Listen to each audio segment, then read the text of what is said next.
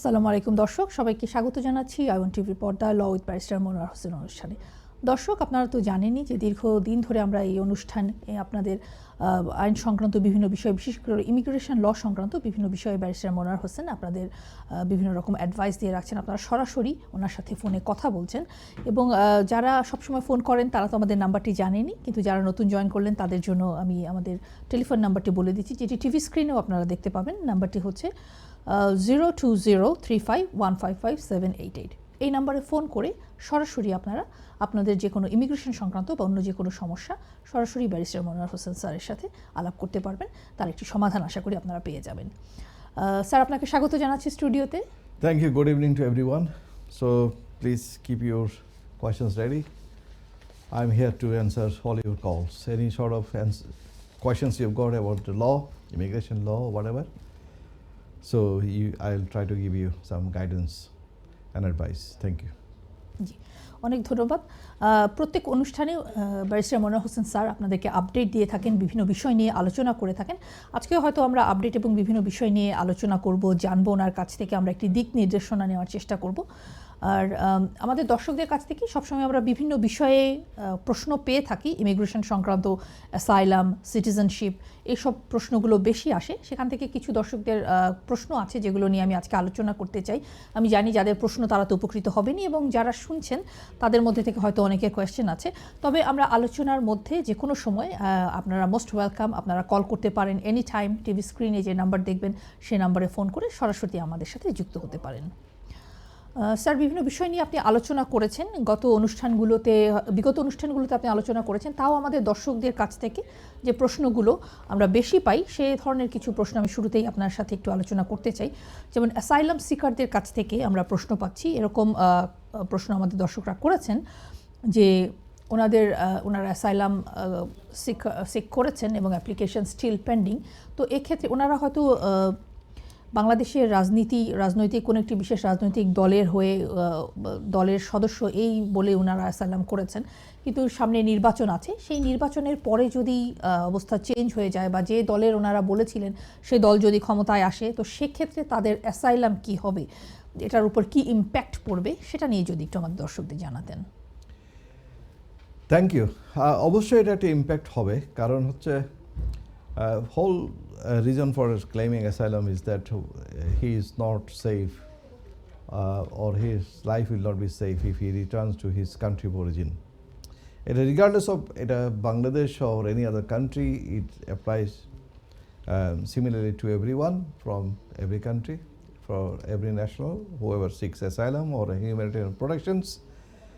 Our humanitarian protection, asylum seeking এর দুইটার মধ্যে ডিফারেন্সটা কি সেটা আমরা কয়েকবার আলোচনা করেছি এর মধ্যে, সেটা নিয়ে আমি আলোচনা করতে চাই না। তবে জিনিস হচ্ছে হোম অফিসের কতগুলি গাইডেন্স থাকে এবং সেখানে হোম অফিস প্রত্যেকটা দেশের উপরে যেখান থেকে অ্যাসাইলামগুলো সিক করে নর্মালি, সেই দেশের উপরে তাদের একটা every year or every 2 years তারা কান্ট্রি রিপোর্ট তারা প্রকাশ করে। সেই কান্ট্রি রিপোর্টের অনুযায়ী তারা ঠিক করে অ্যাসাইলাম ডিসিশনগুলো কীভাবে নিতে হবে।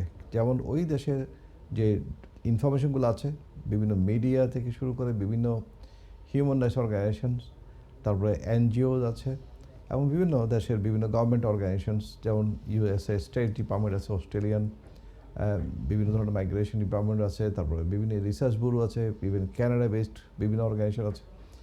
তাদের বিভিন্ন ইনফরমেশনের উপর বেসিস করে তারা একটা কান্ট্রি রিপোর্ট, এবং কি ইউকেতেও তাদের ইন্টারনাল যে এবং এক্সটার্নাল যেসব এজেন্সিসগুলো আছে তাদের ভিত্তি করে তারা একটা গাইডেন্স ঠিক করে। এই টিমগুলো এই গাইডেন্সগুলোকে বলা হয়, এইটা হচ্ছে this is called country report. তো এই কান্ট্রি রিপোর্টে তখন তারা মনে করেন বাংলাদেশে পলিটিক্যাল পার্টিগুলোর কী অবস্থা, বাংলাদেশের মাইনরিটির কী অবস্থা, বাংলাদেশে হিল ট্র্যাক্সের কী অবস্থা, বাংলাদেশের ফেয়ার ট্রায়াল আছে কিনা সেটা নিয়ে কথা বলে। তারপর সেখানে জুডিশিয়ারির কী অবস্থা, করাপশন কতটুকু সেটা বলে, সেটাকে ল এনফোর্সমেন্ট এজেন্সিস আছে, পুলিশ কী অবস্থা সেটা বলে। এক্সট্রা জুডিশিয়াল কিলিং যেমন র্যাব যেটা করেছে বাংলাদেশে, সেগুলো তারা কী অবস্থা, কি বেড়েছে না কমেছে, এগুলির ডাটা নিয়ে তারা সেখানে সবগুলো সেট আউট করে। এবং তখন এইটার ভিত্তিতে তারা ডিসিশনগুলো মেনলি নিয়ে থাকে।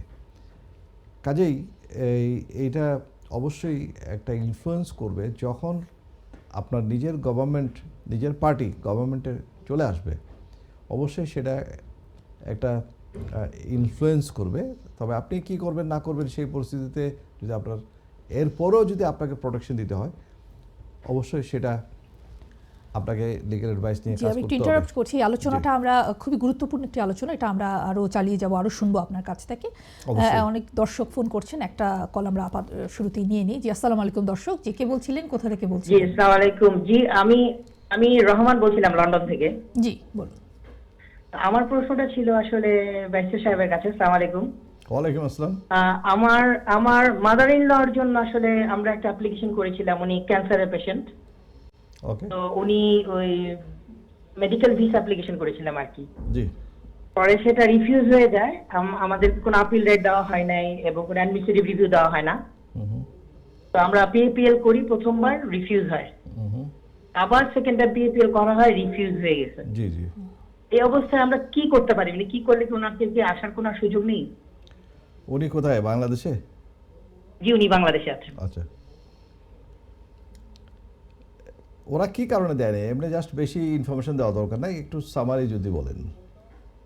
ওনাকে দেওয়া হয়নি, ওনাকে আসলে বিলিভ করতে চাচ্ছে না যে উনি জেনুইন আসবেন, কারণ ওনার আসলে সিরিয়াস অবস্থা হওয়াতে উনি ইমিডিয়েট কিছু জায়গা জমি বিক্রি করে দিয়েছিলেন তার ট্রিটমেন্টের পারপাসে, এবং ওনার টাকা পয়সা ছিল, তখনও ছিল, কিন্তু আচ্ছা, আমি বুঝি নাই কেন হোম অফিস আর সেগুলো দিল না। ওরা ট্রিটমেন্টের জন্য অ্যাপয়েন্টমেন্ট ইত্যাদি সবগুলো দেখানো হয়েছে? মেডিকেল অ্যাপয়েন্টমেন্ট দেখানো হয়েছে? হ্যাঁ। এখানে এখানে ডক্টরের সাথে জি অ্যাপয়েন্টমেন্ট জি দেখানো হয়েছে? সবকিছু, ওনার অ্যাপয়েন্টমেন্ট এখানে হয়েছিল, জি। তার জি জি সবকিছু, ভেরি গুড। জি জি সবকিছু। আচ্ছা, এবং এনাফ ফান্ড ছিল ওনার, হ্যাঁ?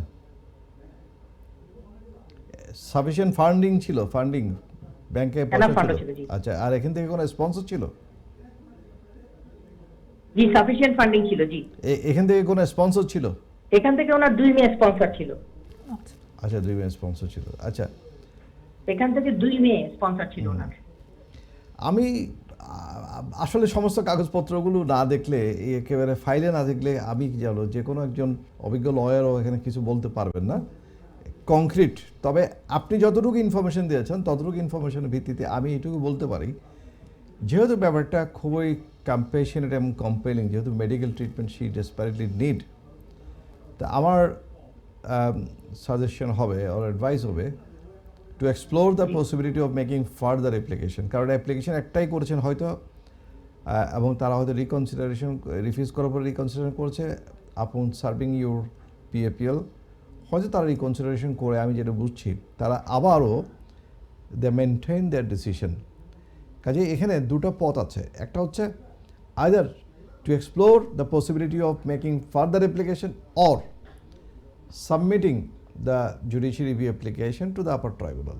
অর্থাৎ আপনি এই ডিসিশনের 90 দিনের মধ্যে আপনি আবারও প্রি অ্যাকশনে যেতে পারেন, প্রি অ্যাকশনে না গিয়েও ডাইরেক্ট জুডিশিয়াল রিভিউ তো আপনি যেতে পারেন। এখানে অবশ্যই প্রি অ্যাকশন ছাড়া যদি জুডিশিয়াল রিভিউতে যান, সেখানে ভালো আর্গুমেন্ট দিতে হয়, হুইচ ইজ অলসো পসিবল, কারণ অলরেডি প্রি অ্যাকশন দুবার হয়ে গেছে। একটা টাইম সেভ করার জন্য হয়তো আপনি ডাইরেক্ট কোর্টে সাবমিট করতে পারেন, আর আবার প্রি অ্যাকশন লঞ্চ করতে পারেন। তবে আমার মনে হচ্ছে ডাইরেক্ট কোর্টে যেতে পারেন। তো আরেকটু কেউ ফাইল দেখলে হয়তো লয়াররা আরও ভালো বলতে পারবেন। আমার সামনে তো যতটুকু ইনফরমেশন ততটুকু ভিত্তিতে আমি বলছি এটা পসিবিলিটি, যেহেতু আর্জেন্সি আছে। Or making A fresh application with further evidence, এবং এসিউরেন্স দেওয়া যে উনি শুধু মেডিকেল ট্রিটমেন্টের জন্য আসছেন, উনি এখানে আর কোনো পারপাস ওনার নাই, উনি এখানে মেয়েদের কাছে থেকে যাওয়ার ওনার কোনো প্ল্যান নাই এবং ইচ্ছাও নাই, এবং মেয়েরাও এসিউরেন্স দেওয়া। এবং সেক্ষেত্রে লোকাল এমপি, এখানকার যে এমপি, তার হেল্পও দরকার হতে পারে একটা পর্যায়ে গিয়ে। কতটুকু দরকার হবে এটা লয়ার আপনাকে অ্যাডভাইস দেবেন যখন যেটা দরকার হবে। আশা রাখি আমি আপনাকে কিছু গাইডেন্স দিতে পেরেছি। এইভাবে যদি আপনি করেন, আশা রাখি আপনি সাকসেসফুল হতে পারবেন। Thank you. ধন্যবাদ দর্শক, আপনাকে অনেক ধন্যবাদ আপনার প্রশ্নের জন্য। আশা করি আপনি একটি দিক নির্দেশনা পেয়েছেন। দর্শক, আপনারা যারা টিভি পর্দায় আছেন, শুনছেন আমাদেরকে, তাদেরকে আবারও জানিয়ে দিচ্ছি, আপনি টিভি স্ক্রিনে নাম্বারটি দেখতে পাবেন 020351557888। এই নাম্বারে ফোন করে আপনি ইমিগ্রেশন বা অন্যান্য যে কোনো সংক্রান্ত আইনি বিষয় নিয়ে আপনি ব্যারিস্টার মনোয়ার হোসেন স্যারের সাথে সরাসরি কথা বলতে পারবেন। আমরা আবার আলোচনায় ফিরে যাচ্ছি। আমরা আলোচনা করছিলাম অ্যাসাইলাম সিকার।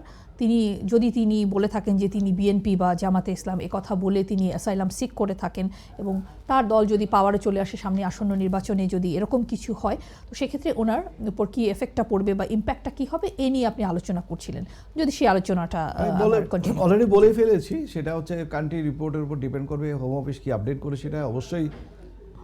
এই যে বিভিন্ন দেশের country situation, change of situation, country situation অবশ্যই will have a great impact on the pending applications, যেগুলো এখনও ডিসিশন হয়নি সেগুলোর উপরে, এবং যেগুলো অলরেডি ডিসিশন হয়ে গেছে তারাও যদি ফার্দার অ্যাপ্লিকেশন করতে চান, রিসাবমিশন করতে চান, সেখানে একটা ইম্প্যাক্ট হবে।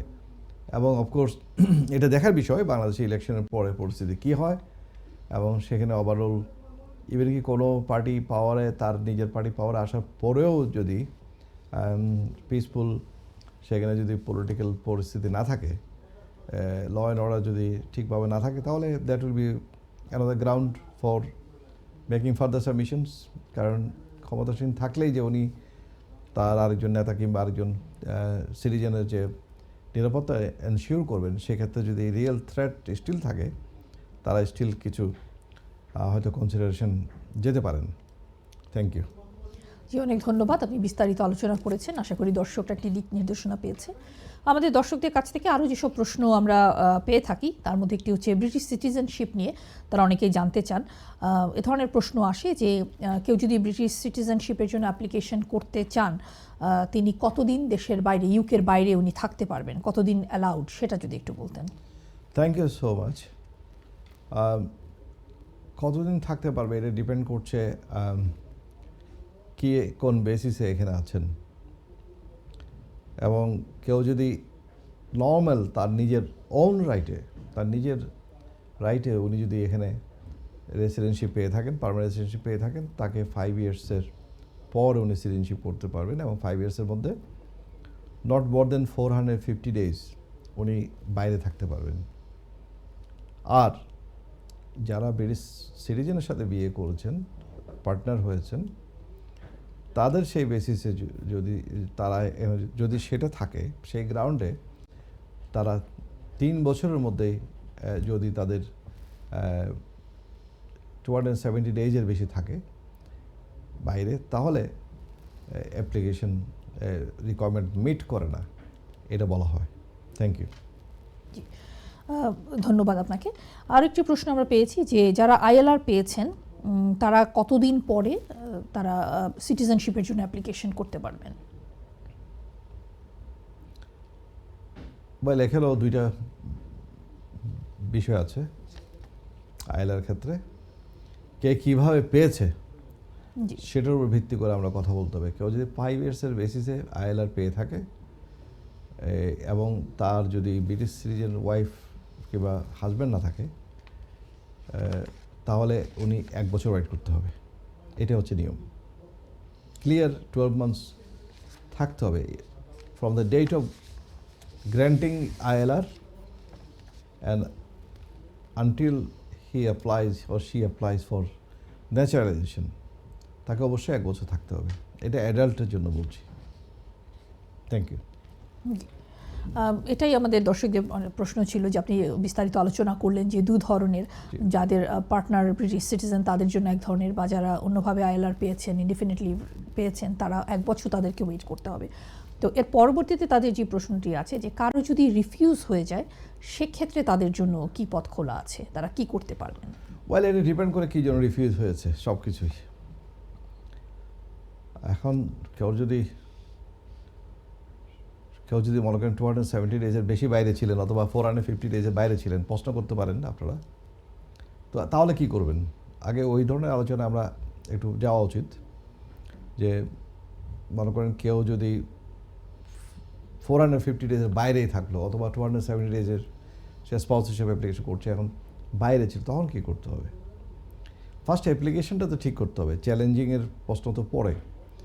কারণ কতগুলি ভাইটাল উইক পয়েন্ট যদি থাকে কারো, যে এখানে রিকোয়ারমেন্টে মিট করছে না, অথবা রিকোয়ারমেন্ট মিট না করলে যা করার দরকার ছিল এক্সপার্ট হ্যান্ড দিয়ে সেটা করা হয়নি, যার কারণে আপনি অ্যাপ্লিকেশন রিকনসিডারেশন করেও তো কিছু করা যাবে না। তো সেই জন্য ফার্স্ট আমি বলতে চাই যে কারো যদি কোনো ল্যাকিং থাকে, কেউ যদি মনে কোনো রিকোয়ারমেন্ট মিট করছে না, স্টিল আমরা দেখেছি হোম অফিসের প্রচুর ডিসক্রেশন আছে, ক্ষমতা আছে, তারা এর বাইরে দিতে পারে। আমরা দেখেছি যে 5 বছরের ভিত্তিতে অ্যাপ্লিকেশন করেছে। আমার একজন ক্লায়েন্ট, উনি বিজনেস ইনভেস্টর ভিসা এখানে ছিলেন, কিংবা কেউ এখানে তার হাইলি স্কিল মাইগ্রেন্ট হিসেবে ছিলেন, কিংবা উনি টিয়ার 1 এন্টারপ্রিনার হিসেবে ছিলেন, কিন্তু দেখা গেছে উনি পুরো 5 বছরের মধ্যে 4 বছর উনি বাইরে ছিলেন। তো তারপরও তার অ্যাপ্লিকেশন আমরা ডিসক্রিপশনের উপর দিয়ে করে সাকসেসফুল করেছি। সেরকম এক্সাম্পল আছে। ইভেন কি 5 বছর মধ্যে 6 মাস ছিল মাত্র, সেরকম অ্যাপ্লিকেশনও আইএলআর ক্ষেত্রেও সাকসেসফুল হয়েছে, কিন্তু সিটিজেনশিপের ক্ষেত্রে হয়েছে। তার মানে এটা না যে সবার অ্যাপ্লিকেশন সাকসেসফুল হবে। আমি যে এক্সাম্পল দিলাম, এই এক্সাম্পল যে সবার কাজে লাগবে এরকম না, এটা হচ্ছে কেস টু কেস বেসিস, এক একটা কেসের এক একটা সিনারিও। আমি একটা এক্সাম্পল দিলাম যে হোম অফিস চাইলে ডিসক্রেশন এক্সারসাইজ করতে পারে, তো হোম অফিসে ডিসক্রেশন এক্সারসাইজ করবে, হোম অফিসে তার ক্ষমতা ওখানে খাটাবে যে ঠিক আছে ও বেশি দিন ছিল এই কারণে, এটা এক্সপ্লেন করা হচ্ছে, এটা আমরা এভিডেন্স পেয়েছি, very compelling compassionate exceptional ground, why not discretion exercise করলো। কিন্তু তার এখানকার যে লিঙ্ক, এই সব কিছু একটা বড় কথা, এবং বিভিন্নভাবে আমরা লয়ার সেটা আর্গিউ করে আমরা অনেককে আমরা হেল্প করি। কাজেই এটা একটা। আরেকটা হচ্ছে যখন কেউ অ্যাপ্লিকেশন রিভিউজ হয়ে যায়, immediately he or she should seek legal advice. Legal advice নিয়ে কী হবে, অভিজ্ঞতা সম্পন্ন এক্সপার্ট লয়াররা একটা না একটা ওয়ে আউট করবেন, এবং তাও যদি যুক্তিসঙ্গত হয়, যুক্তিযুক্ত হয়, রিজনেবল গ্রাউন্ডস হয়, অফকোর্স ওয়াই নট, লফুল কোনো গ্রাউন্ড থাকলে সেটা দিয়ে পরে রিকনসিডারেশন অ্যাপ্লিকেশন করা যেতে পারে। যে এক্ষেত্রে আপনি হয়তো আলোচনা করবেন, তাও যেহেতু একটি প্রশ্ন আছে যে ওনারা জুডিশিয়াল রিভিউ বা আপিলের সুযোগ আছে কিনা যদি রিফিউজ হয়ে যায়, সেটি নিয়ে যদি একটু বলতেন। এখানে আপিলের কোনো সুযোগ নাই, এখানে হচ্ছে রিকনসিডারেশনের সুযোগ আছে। একবার একটা ফি দিতে হবে, ফি দিয়ে রিকনসিডারেশন করতে হবে, 2-3 মাস ওয়েট করার পরে ডিসিশন পাবেন। Once judiciary application is refused, সেখানে কোনো টাইম লিমিট নাই, যে কোনো সময় এটা করা যায়, তবে অতি সত্বর করলে ভালো। এটা নিয়ে আলোচনা করেছিলাম অনেক আগে। আর জুডিশিয়ারি তো পরের কথা, যদি রিকনসিডারেশন রিফিউজ হয় then of course why not, judiciary review একটা কেসে যদি সেরকম মেরিট থাকে সেটা বলতে হবে। এটা প্রেরোগেটিভ পাওয়ারে secretary of state for the home ডিপার্টমেন্টের পক্ষ থেকে ডিসিশন দেওয়া হয় সিটিজেনশিপ, তারপরেও it can be subject to judicial review, why not, কারণ এখানে জুডিশিয়াল পাওয়ারটা এখানে অনেক বেশি, এবং যার কারণে ইন্ডিপেন্ডেন্ট জুডিশিয়ারির কাছে বিভিন্ন গ্রাউন্ডের উপর এটা চাওয়া যেতে পারে। যেমন অনেক সময় তারা দেখা যায় কোনো অ্যাডমিনিস্ট্রেটিভ ফল্ট করেছে, তারপরে সেখানে লিগ্যাল কোনো ফল্ট করেছে, সেটা হতে পারে। হ্যাঁ, সেখানে যদি তারা কোনো স্টেট সিকিউরিটির প্রশ্নে তারা নিরাপত্তার কারণে দিল না, সেক্ষেত্রে এগুলি একটু টাফ হয়ে যায়। Or conducive to public goods গ্রাউন্ডে যেটা করা হয়, সেগুলো কতগুলি রিস্কি কেস, সেগুলো জুডিশিয়ারি বিল যাওয়ার ক্ষেত্রে আমরা অনেক বেশি চিন্তা করি। Thank you. জি, ধন্যবাদ। দর্শকরা এটাও জানতে চাচ্ছে যে কেউ যদি রিকনসিডারেশন করে থাকেন, citizenship, British citizenship application refuse হওয়ার পরে, সেটাও ধরেন রিফিউজ হয়ে গেল, সেটা অ্যালাউ হলো না, তো এক্ষেত্রে ফ্রেশ অ্যাপ্লিকেশন করা যাবে কি না, আর গেলেও সেটি কতদিন পরে করা যাবে? এটা কতদিন পরে করা যাবে এমন কোনো লিমিটেশন নাই, করাটা তো নিজের ইচ্ছা। হোম অফিস জেনারেলি সমস্ত অ্যাপ্লিকেশনগুলোতে তারা বলে দেয় রিফিউজ করলে যে you are free to apply any time, or you can make fresh application if you want to have got any new evidence. এটা ধরেন রিকনসিডারেশনটাকে অ্যাডজাস্ট করে এটা নতুন অ্যাপ্লিকেশন করা যাবে, রিকনসিডারেশন ছাড়াও নতুন করে অ্যাপ্লিকেশন করা যেতে পারে। এটা কেসের উপর ডিপেন্ড করে। হোয়াই নট, এটা তো কতদিন পরে করবে এটা কেসের উপর ডিপেন্ড করবে। এখন কারো যদি মনে করেন এখানে টাইম গ্যাপের উপর ভিত্তি করে রিফিউজ হয়ে গেছে, দেখা যাচ্ছে অনেক টাইমিং তার আছে, যেটা বাইরে ছিলেন, অ্যাবসেন্টটা অনেক বেশি, কোনো এক্সপ্লেনেশনও সেটার জন্য নাই যুক্তিযুক্ত, তাহলে এখানে ফ্রেশ অ্যাপ্লিকেশন ততদিন পর্যন্ত করা যাবে না ততদিন পর্যন্ত এই গ্যাপটা ফিল আপ হচ্ছে না, কাছাকাছি আসছে না ততদিন পর্যন্ত। কাজেই সেখানে এগুলি খুব রিস্কি ডিসিশন। সবচেয়ে বড় কথা হচ্ছে টাইম এবং মানিটা নষ্ট হয় যদি কেউ রং অ্যাডভাইস পেয়ে যায় অথবা রংলি এটা হ্যান্ডেল করা হয়। অনেকে নিজে নিজে অ্যাপ্লিকেশন করে ফেলেন, সেটা আমার কিছু বলার নেই যে আপনি যে লয়ার দিয়ে করতে হবে এমন কোনো কথা নেই, কিন্তু কথাটা হচ্ছে লয়ারও যে অনেক সময় ভুল করে। নট নেসেসারি যে লয়ারের হাতে করলে আপনি 100% আপনি সাকসেসফুল হবেন, কিন্তু কেসের বেসিসে।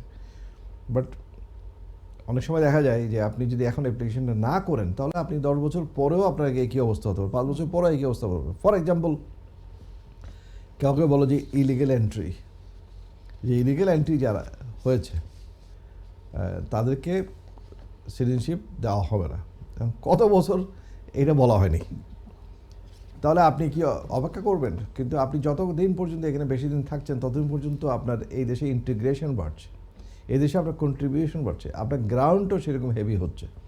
এখন আপনি যদি সিটিজেনশিপ পেতে চান তাহলে you must not keep quiet, you must not be sleeping, you must be doing something. তাহলে আপনাকে অ্যাকশন নিতে হবে, তখন আপনাকে ফ্রেশ অ্যাপ্লিকেশন করার জন্য দরকার হতে পারে। কাজেই এক একটা সিচুয়েশন এক এক রকম। আমার অভিজ্ঞতা একটা কথা বলি, একজনের একটা সিম্পল একটা ফাইন হয়েছিল যে কোনো একটা কারণে, তো সিটিজেনশিপ দেওয়া হয়নি। পরে তাকে নতুন করে অ্যাপ্লিকেশন করা হলো, সব কিছু এক্সপ্লেনেশন করে যে এইটা কেন ফাইনটা করা হয়েছিল, কী ভিত্তিতে করা হয়েছিল, তার কতটুকু দোষ ছিল। এই সাবমিশনের পরে দেখা গেল তাকে সেকেন্ড টাইম অ্যাপ্লিকেশনে দিয়ে দিয়েছে। আমরা কিন্তু তখন রিকনসিডারেশনও যাইনি, fresh application.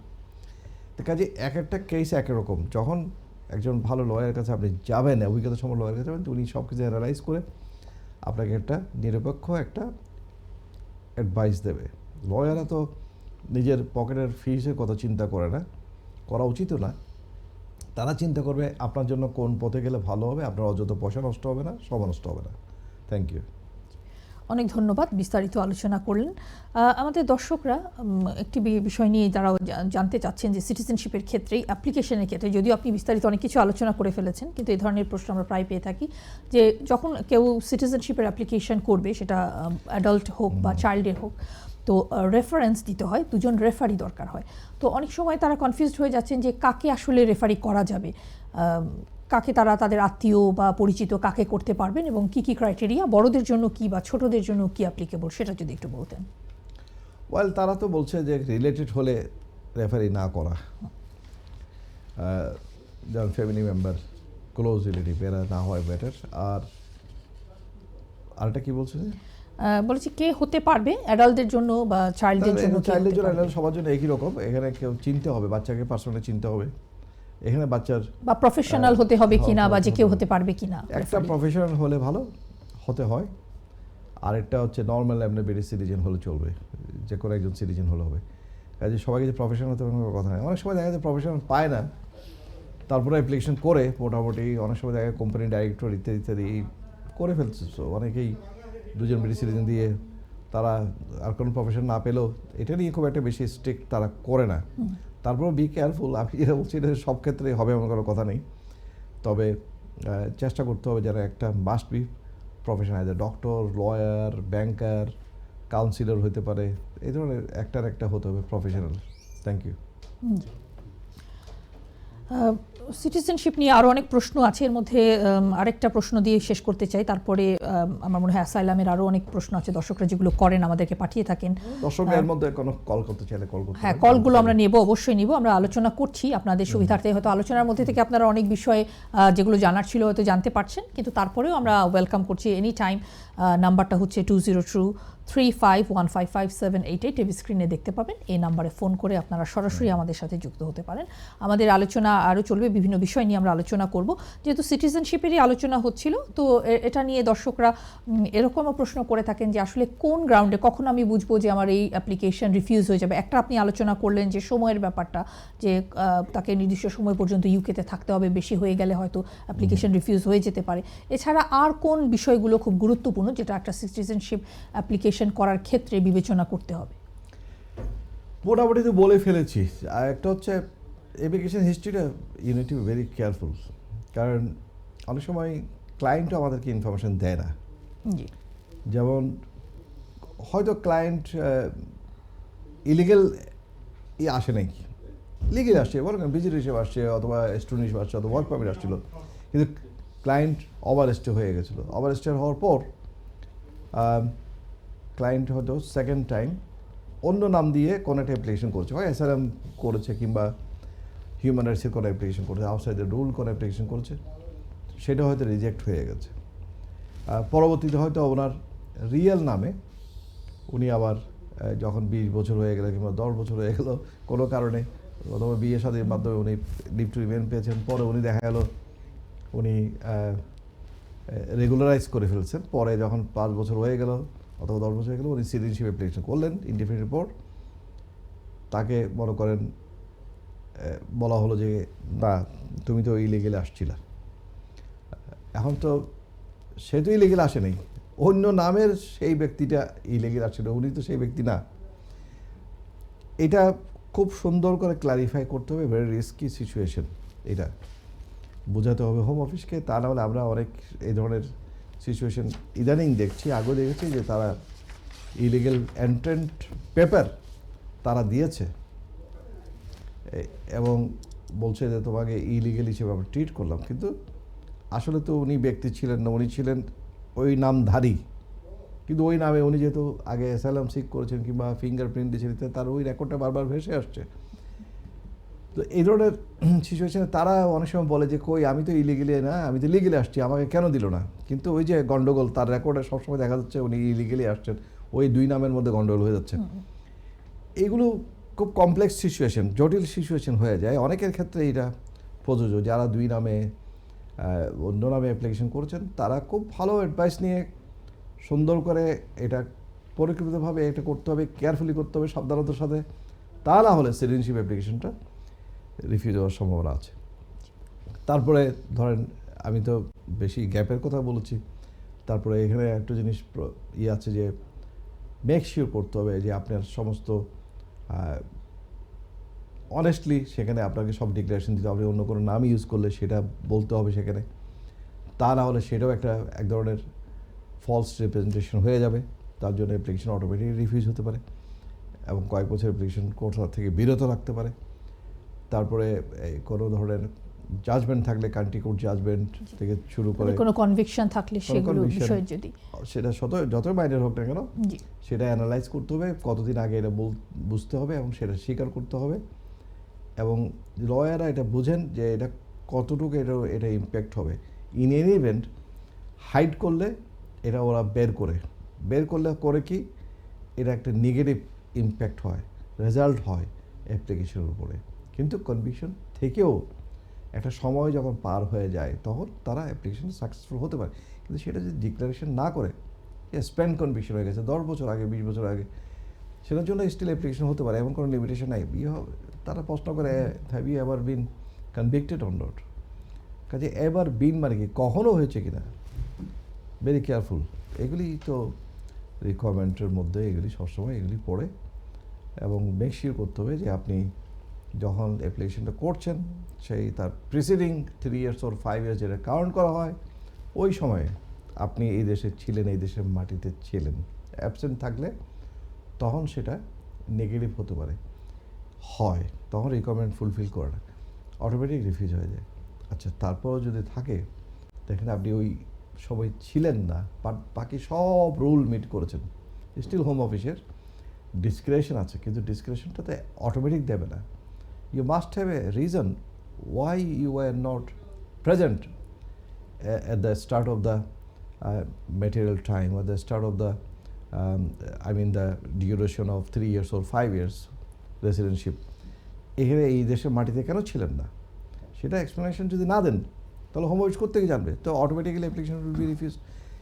So there are so many things, এটা একেবারে আমি লিস্ট দিয়ে অ্যাডজাস্ট করতে পারবো না এটা যে কীরকম কতগুলো ক্রাইটেরিয়া। তবে এই ক্রাইটেরিয়াগুলো মেন আমি আপনাদেরকে বললাম, যেগুলো আপনাকে অবশ্যই খেয়াল রাখতে হবে। আরেকটা হচ্ছে 5 ইয়ার্স, লাস্ট 5 ইয়ার্সের আপনার যে address, that's also very important, যে আপনি যেখানে যেখানে থেকেছেন সেগুলো ডিক্লারেশন করা। আপনি না করেন তারা এটা পাবে বিভিন্নভাবে, কাজেই আপনাকে অনেস্ট থাকতে হবে।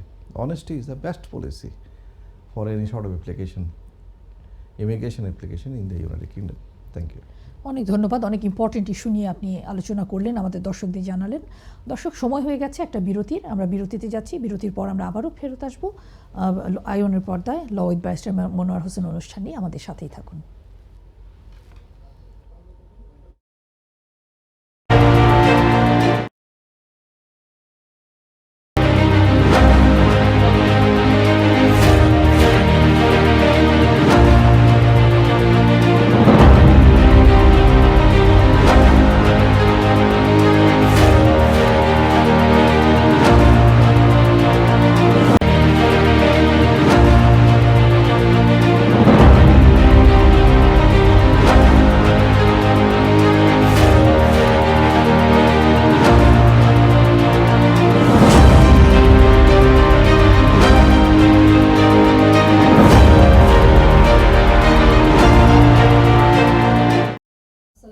দর্শক, সবাইকে আবারও স্বাগত জানাচ্ছি আয়ন টিভির পর্দায় ল উইথ ব্যারিস্টার মনোয়ার হোসেন অনুষ্ঠানে। দর্শক, এতক্ষণ যারা আমাদের সাথে ছিলেন তাদেরকে অসংখ্য ধন্যবাদ, আর যারা এখন জয়েন করেছেন তাদেরকে স্বাগত জানাচ্ছি। দর্শক, আপনাদেরকে বলে দিতে চাই যে এই অনুষ্ঠানে বরাবরের মতোই আমাদের সাথে আছেন কমিউনিটির স্বনামধন্য ব্যারিস্টার মনোয়ার হোসেন, যিনি 2 যুগেরও বেশি সময় ধরে ইমিগ্রেশন, হিউম্যান রাইটস, এমপ্লয়মেন্ট এবং সিভিল বিভিন্ন বিষয়ে আপনাদেরকে আইনি সেবা দিয়ে আসছেন সরাসরি এবং টেলিভিশনের পর্দায়। তিনি আজকেও থাকবেন, বিভিন্ন বিষয় নিয়ে আলোচনা করছেন, আপডেট দিচ্ছেন এবং আপনাদেরকে একটি দিক নির্দেশনা দিচ্ছেন প্রতিবারের মতোই।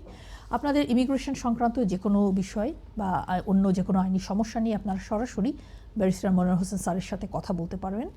টিভি স্ক্রিনে আপনারা নাম্বারটি দেখতে পাচ্ছেন, আপনাদের সুবিধার জন্য আমি আবার বলে দিচ্ছি। 0203515578 এই নাম্বারে ফোন করে সরাসরি আপনাদের যে কোনো প্রশ্ন আপনারা ব্যারিস্টার মনোয়ার হোসেন স্যারকে বলতে পারেন। দর্শক, আপনাদের কাছ থেকে আমরা অনেক প্রশ্ন পেয়ে থাকি, সেগুলো নিয়ে আমরা আলোচনা করছি। আমরা citizenship, British citizenship application, refusal এবং কি হতে পারে এই বিষয়গুলো নিয়ে আমরা আলোচনা করেছি। আশা করি যারা এই সংক্রান্ত বিষয় নিয়ে জানতে চেয়েছেন বা যাদের প্রশ্ন আছে তারা উপকৃত হয়েছেন। আমরা আপনাদের কাছ থেকে আরও অনেক প্রশ্ন পেয়ে থাকি, সেখান থেকে কিছু গুরুত্বপূর্ণ বিষয় নিয়ে আমরা অনুষ্ঠানের এই অংশে আলোচনা করব। ব্যারিস্টার মনোয়ার হোসেন স্যারকে আমরা জানতে চাবো। স্যার, আমাদের অনেক দর্শক প্রশ্ন করেন যে কেউ যখন ডিটেনশানে যান, ইমিগ্রেশন এর কারণে কেউ যখন ডিটেনশানে গেছেন, ডিটেইন হচ্ছেন, তো এক্ষেত্রে তারা একটা আসলে প্যানিকিং সিচুয়েশনে থাকেন যে তারা বাইরে আত্মীয় স্বজন বা কারোর সাথে যোগাযোগ করতে পারছেন না, তো এক্ষেত্রে কী করা যেতে পারে, আপনি তাদের জন্য কি বলবেন? Thank you so much.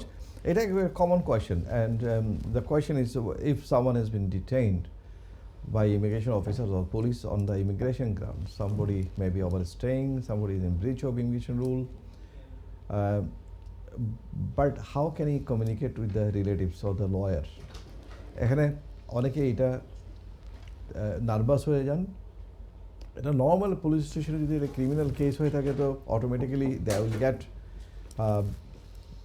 The duty solicitors, কাজেই সেখানে তারা একটা ইন্স্যুরেন্স থাকে। বাট ইমিগ্রেশনের ব্যাপারে তাদেরকে তো যেহেতু তারা আন্ডার দ্য ইমিগ্রেশন অফিসার্স, তারা যদি ইমিগ্রেশন এনফোর্সমেন্ট আন্ডারে, তাদেরকে সরাসরি যদিও বলা উচিত, তারা বলে না যে তুমি লিগ্যাল অ্যাডভাইজার কাছে অ্যাডভাইস নিতে পারো, these are the list of the advisers, তোমার ফ্রি আছে, লিগ্যাল অ্যাডভাইসের জন্য অ্যাক্সেস আছে, এবং তার রাইট সম্পর্কে অ্যাওয়্যার করা, এগুলি তারা নর্মালি করা উচিত হলেও তারা করে না।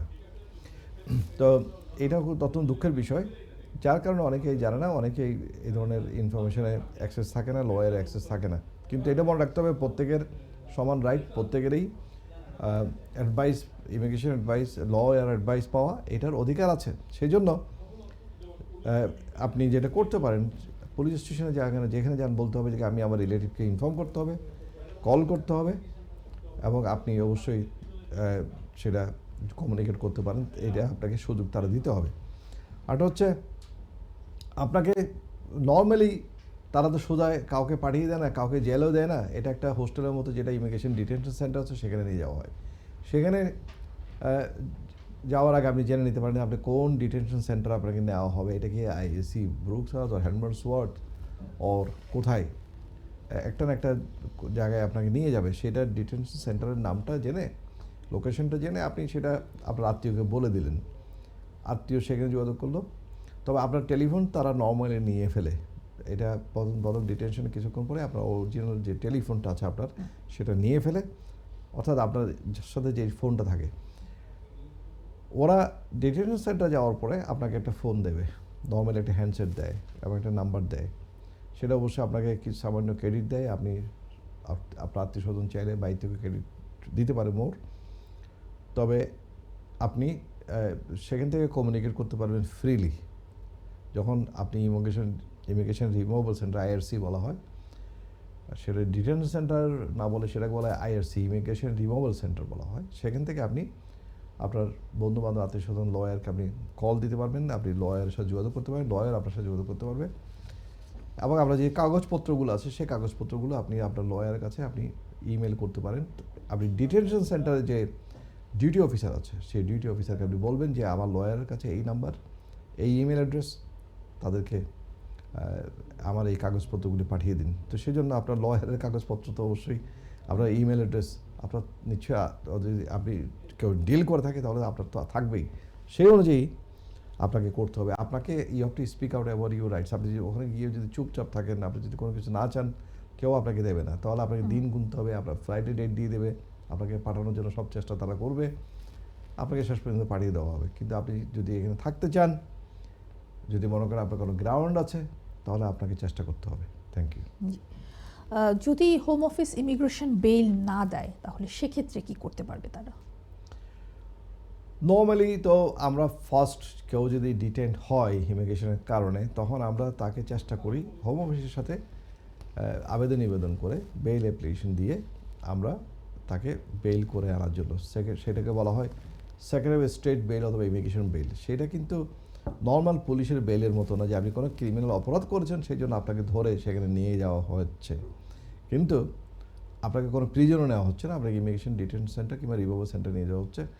কাজে এখানে যে বেইলটা, এটা হচ্ছে আপনাকে যতদিন পর্যন্ত আপনার পরবর্তী সিদ্ধান্ত দেওয়া হবে না অথবা আপনার কেস চলবে ফার্দার, ততদিন পর্যন্ত আপনি এই দেশে থাকার জন্য আপনাকে একটা পারমিশন দেওয়ার নাম হচ্ছে বেইল। কাজেই এই বেইলটা হোম অফিসের সাথে আমরা দেন দরবার করে যখন আমরা পাবো না, তখন আমরা পরবর্তী ধাপে যাই। যখন দেখি যে না তাকে ছাড়ছেই না, কিন্তু তার কেসটাও পেন্ডিং আছে, কিছু একটা পেন্ডিং আছে, তখন আমরা ওই গ্রাউন্ডে কোর্টে ফার্স্ট ইয়ার ট্রাইব্যুনালে আমরা এটা অ্যাপ্লিকেশন করি তার গ্যারেন্টার দিয়ে। কোনো কোনো ক্ষেত্রে একটা কথা মনে রাখতে হবে, গ্যারেন্টার না থাকলেও আমরা অ্যাপ্লিকেশন করতে পারি কোর্টে, কারণ অনেক অ্যাসাইলাম সিকার আছেন, অনেক হিউম্যান প্রোটেকশনে অনেক আছেন, অনেক স্টুডেন্ট আছে, অনেক ওয়ার্ক পারমিট হোল্ডার আছে, যাদের কোনো আত্মীয় স্বজন বন্ধু বান্ধব এই দেশে তেমন নেই যারা কেউ গ্যারেন্টার হতে পারে। কাজে গ্যারেন্টার হতে হবেই, থাকতে হবেই, লতে এমন কোনো নিয়ম নেই, কিন্তু থাকলে ভালো, কারণ আপনার হয়তো ইমিগ্রেশন রেকর্ড ভালো না, আপনি আগেও হয়তো রিপোর্টিং করেন নাই কিংবা আপনি আইন ভঙ্গ করছেন, বিভিন্ন কারণে আপনার একজন গ্যারেন্টার থাকলে আপনার জন্য ভালো। তবে আপনার যদি নাও থাকে তারপরেও বেইলের জন্য আপনি অ্যাপ্লিকেশন করতে পারেন। আমাদের অভিজ্ঞতায় কোনো গ্যারেন্টার নাই, সিকিউরিটি নাই, তার পয়সা দেওয়ার কিছু নয়, তারপরেও আমরা বেইলের জন্য সাকসেসফুল হয়েছি। সেটা সব ক্ষেত্রেই যে হবে এমন কোনো কথা নেই, কেস টু কেস বেসিস হতে পারে। এগুলি আপনার করণীয় এবং আপনার লয়ারের সাথে আপনার অ্যাক্সেস থাকতে হবে। আপনি যদি থাকতে চান, পরবর্তীতে আপনি কী করতে পারেন, কী অ্যাপ্লিকেশন করতে পারেন কিনা, কোনো অ্যাপ্লিকেশন পেন্ডিং আছে কিনা, সেটা আউটকাম হয়েছে কিনা, এগুলির উপর অ্যাডভাইস খুব জরুরি এবং সেইভাবে আপনাকে কাজ করতে হবে। Thank you. জি, অনেক ধন্যবাদ, ডিটেইলে আলোচনা করলেন। আমাদের দর্শকদের কাছ থেকে আমরা এরকম প্রশ্ন পাই যে ডিটেইনড হয়েছেন ইমিগ্রেশনের কারণে এবং বেইলও পাচ্ছেন না এবং দুদিন পরে হয়তো ওনার ফ্লাইট। তো এই ধরনের সিচুয়েশানে আসলে কি করা যেতে পারে? আপনি দীর্ঘদিন ধরে এ ধরনের অনেক কেস নিয়ে আপনি ডিল করেছেন, আমরা এটাও জানি যে আপনার ক্লায়েন্টদেরকে হয়তো প্লেনে ওঠানো হয়েছে, সেই প্লেন থেকে নামিয়ে এনেছেন। তো সেটা কি এখন সম্ভব কিনা, এখন এরকম সিচুয়েশন হয় কিনা, বা এই ক্ষেত্রে কি করার আছে? এখনো সম্ভব হচ্ছে না, যারা হচ্ছে দেয়ার আর কেসেস, আমরা অবশ্যই রেগুলারলি এগুলি করি, কারণ সিচুয়েশন ধরেন এক এক রকম হয় এক এক সময়ের আবর্তে, কিন্তু আইনের যে একটা নিজস্ব গতি আছে, যে ধারা আছে, সেটা সেটা চলছে। হয়তো কাজের স্টাইল চেঞ্জ হয়ে গেছে, যেটা আমরা আগে এয়ারপোর্টের সরাসরি যেতাম, এখন সেটা আর দরকার হয় না, কিংবা মানে যেখান থেকে পাঠিয়ে দেবো সেখানে গিয়ে তাকে রেস্কিউ করা, ওইগুলি আর সিস্টেম দরকার নেই। এখন আমরা রিমোটলি আমরা অনেক কাজই করতে পারি, এবং হোম অফিসে সেইভাবেই লাইক করে করা, এবং এটা সম্ভব যে সিট বেল্টও পরে ফেলেছে হয়তো প্লেন ছাড়া আগের মুহূর্তে সে নেমে আসছে প্লেন থেকে, কারণ because of our legal action আর বিকজ অফ আওয়ার রিপ্রেজেন্টেশন আমাদের চেষ্টা হয়তো ফাইনালি গিয়ে সাকসেসফুল হয়েছে। এটা এটা হতে পারে।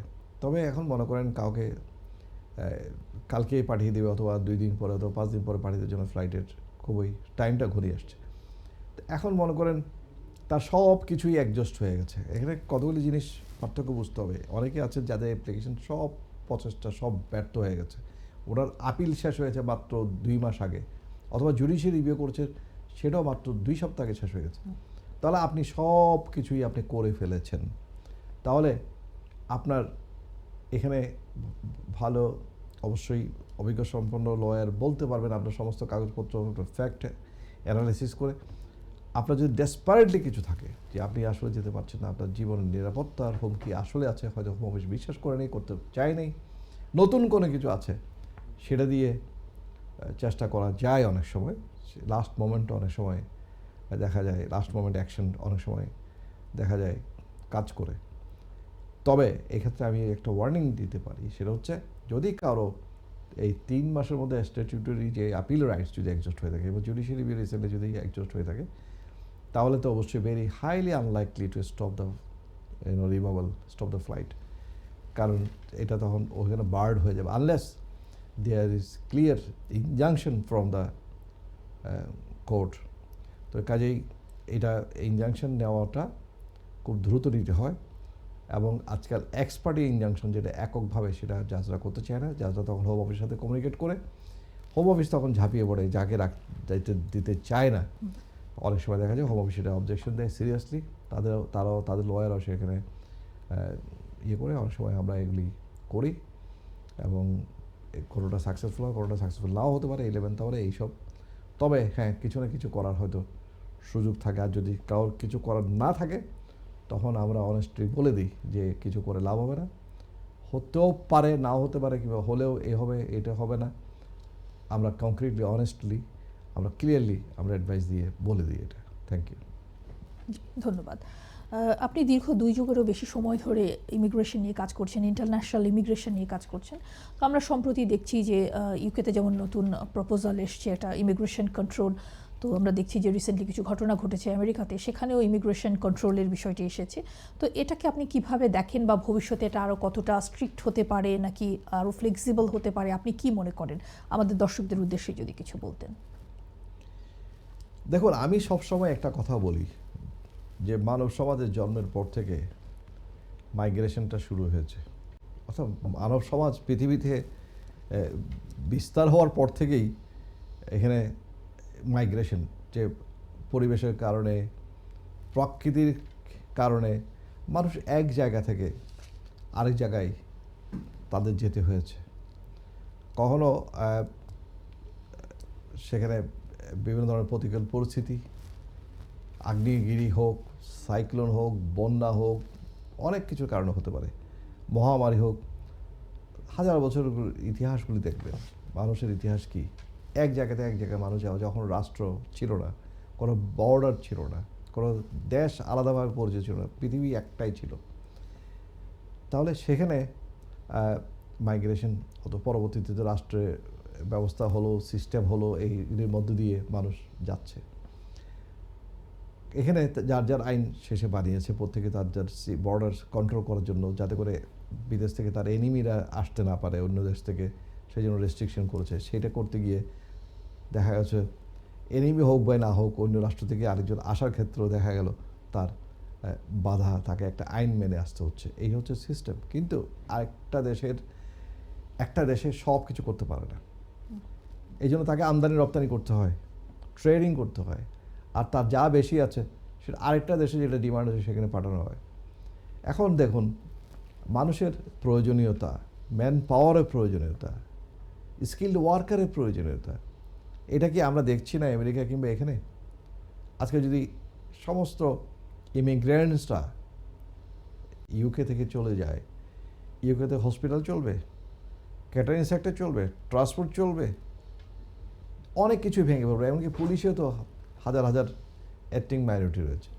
কাজে মাইগ্রেশনটা হয়েছে এবং ইমিগ্রেন্টদের এখানে প্রয়োজন আছে অর্থনীতিতে। এটা same applies to United states, Australia, Canada, European সমস্ত দেশগুলি, সুইজারল্যান্ড থেকে শুরু করে মিডল ইস্টের কান্ট্রিজ, সৌদি আরবিয়া, সব জায়গাতেই এটা সত্য। কাজে ইমিগ্রেন্টরা তো একটা কষ্ট করেছে, তারা জীবনে তাগিদে সেখানে গিয়েছে, আর এখানকার অর্থনীতিও বাঁচিয়ে রাখার জন্য উন্নতির খাতিরে এইসব মাইগ্রেশন সিস্টেমটাকে রাখা হয়েছে। কাজেই এটা আমেরিকা হোক আর ইংল্যান্ড হোক, যতই আইন করুন না কেন, তারা মাইগ্রেশন বন্ধ করতে পারবে না। মাঝে মাঝে টাইট দেবে, মাঝে মধ্যে লুজ করবে, মাঝে মধ্যে একটু ইত্যাদি ইত্যাদি করবে। আজকে আমেরিকায় যেটা চলছে, আমি মনে করি এটা তো এক ধরনের টার্গেটেড, যে এটা একটা রাইট উইং যে পলিটিক্যাল যেটা এটা আছে, সিস্টেমটা আছে, এটাকে জাস্ট একটু মধ্যেই পপুলারিটি অর্জন করা, যে মাইগ্রেন্টদের উপরে একটু টর্চার করা হোক, মাইগ্রেন্টদেরকে একটু প্রেশার দেওয়া হোক, যেটা এই দেশেও বিভিন্ন পার্টিগুলো, তাদের বিভিন্ন ধরনের রাইট উইং পার্টিগুলো তারা চেষ্টা করছে এই ধরনের এগুলিকে গিয়ার আপ করার জন্য। এটা তাদের ভোটের পলিটিক্স, এটা দিয়ে তাদের কোনো অর্থনৈতিক উন্নয়নে খারাপ ছাড়া ভালো আনবে না। তবে হ্যাঁ, অনেক সময় দেখা যায় অবৈধ মাইগ্রেন্ট যেমন এখানে আসছে নদী পথে, সমুদ্র পথে যেভাবে ঢুকছে, এখানের মধ্যে সবাই কি রিয়েল অ্যাসাইলাম সিকার? সবার কি প্রোটেকশন দরকার? সবাই কি রিফিউজি গোয়িং টু বি? এখানে অনেক আছে হিউম্যান ট্রাফিকিং হচ্ছেন, অনেকেই টাকা পয়সার বিনিময়ে জীবনকে বাজি রেখে তারা এখানে আসছেন, এসে কোনো কন্ট্রিবিউশন নাই তাদের, তারা এখানে এসে অ্যাসাইলাম সিক করছেন বিভিন্নভাবে। তাদের জন্য দেখা যাচ্ছে অনেকেই এখানে ফলস ক্লেমও করছে, যারা রিয়েল সেই জন্য তাদেরটা অনেক সময় ঢাকা পড়ে যায়। এই ডামাডোলে থাকবে। আজকে ইউএসএতে যেটা বলেন, ইউএসএ দেখেন আজকে আমি শুনছি যে প্রেসিডেন্ট ট্রাম্প এখন রিকনসিডার করছে তার অ্যাকশনটা কতটুকু যাবে, কারণ সেখানে ওইটা ইমিগ্রেন্টদের উপরে, অর্থাৎ ইলিগাল ইমিগ্রেশনের উপরে এনফোর্স করতে গিয়ে দেখা যাচ্ছে সে পুরো ইকোনমিতে এটার চাপ পড়ছে এবং সামাজিকভাবে এটা বিভিন্নভাবে অশান্তি ক্রিয়েট হচ্ছে, কারণ মাইগ্রেন্ট থেকে এটা পার্ট করা হয়েছে। তো এই সব কিছু বিবেচনা যদি আমরা নেই, তাহলে বলবো হ্যাঁ, ইউকে তো সেটা ইনফ্লুয়েন্স হতে পারে। ইউকে অনেক সময় ইউএসএকে ফলো করে, ইউএসএকে ফলো করলে ইউকে ভুল করবে, আমি মনে করি তারা ভুল করবে। কারণ ইউকেতে এখানে একটা ভালো সৌহার্দ্য পরিমাণে একটা পরিবেশ আছে, একটা মাল্টি ন্যাশনাল একটা কান্ট্রি, মাল্টিকালচারাল একটা কান্ট্রি। আমরা অনুষ্ঠানের একেবারে শেষে চলে এসেছি। অনেক গুরুত্বপূর্ণ বিষয় নিয়ে আপনি আলোচনা করলেন। দর্শক, আপনাদেরকে জানাচ্ছি যে আগামী অনুষ্ঠানে আবার দেখা হবে। আপনাদের যেসব প্রশ্ন আছে সেগুলো নিয়ে আমরা অবশ্যই কথা বলবো। সে পর্যন্ত ভালো থাকবেন। শুভরাত্রি।